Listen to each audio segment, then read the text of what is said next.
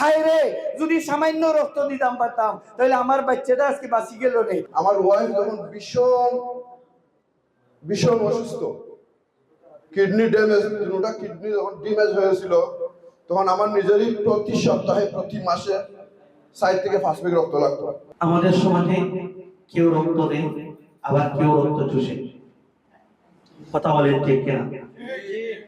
আমাদের সমাজে যারা রক্ত দেয় ওরা হচ্ছে মানবিক মানুষ, আর যারা রক্ত চুষে ওরা হচ্ছে নিকৃষ্ট মানুষ।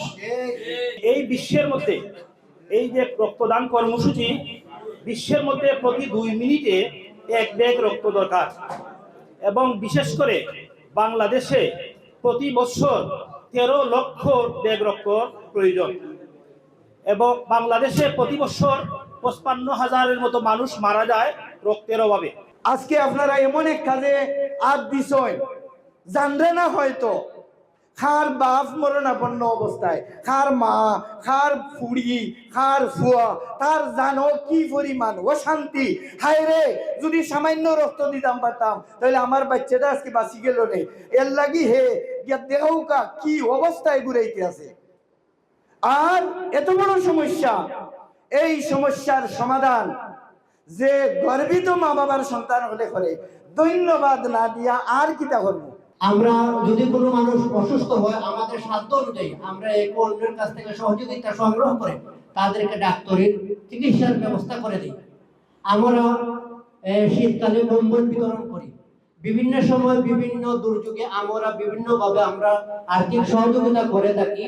আপনাদের মতো প্রবাসী ও দেশের বিশিষ্ট ব্যবসায়ী স্বাবলম্বী মানুষের সহযোগিতা আমরা যাতে এরকম অন্ততপক্ষে বিভিন্ন সংগঠনের মাধ্যমে হলেও আমরা বছরে 1-2 বার এরকম সেলিব্রিটি যারা আছেন এদেরকে নিয়ে, এবং আপনারা যারা আছেন আপনারা আসলে মাঠে ময়দানে কাজ করছেন, আপনারা হচ্ছেন মূল সেলিব্রিটি এবং মূল কাজটা আপনারাই করছেন, আপনাদেরকে নিয়ে আমরা একটু বসতে পারি, এখানে একটু চা খেতে পারি। ঠিক আছে, সব সংগঠনকে আমি আপনাদের কাজ করে যান, এবং যদি আমাদেরকে মনে করেন যে আমাদেরকে আপনারা কাজে লাগাবেন, আমরা আপনাদের জন্য প্রস্তুত থাকবো ইনশাআল্লাহ। আমি বিগত 4 বছর যাবত এই রক্তদান সংস্থার সঙ্গে জড়িত, এবং আমি নিজেও 1 বার না 2 বার না 10 থেকে 12 বার আমি রক্তদান স্বেচ্ছায় দিছি। আলহামদুলিল্লাহ, আল্লাহ দরবারে লাখ কোটি শুকরিয়া আদায় করতেছি। আর বিশেষ করে আমার শাহজাহান এবং ইজাজ ভাই নামে একজন মানুষ আছে, সম্ভবত মনে মনে বলি সারাদিন আমি যেন ভালো হয়ে চলি।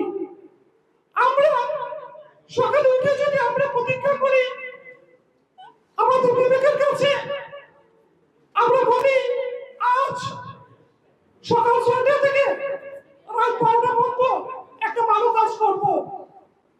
আমরা যদি ইচ্ছা করি আল্লাহ রাব্বুল আলামিন আমাদের দিয়ে ভালো কাজ করাবে।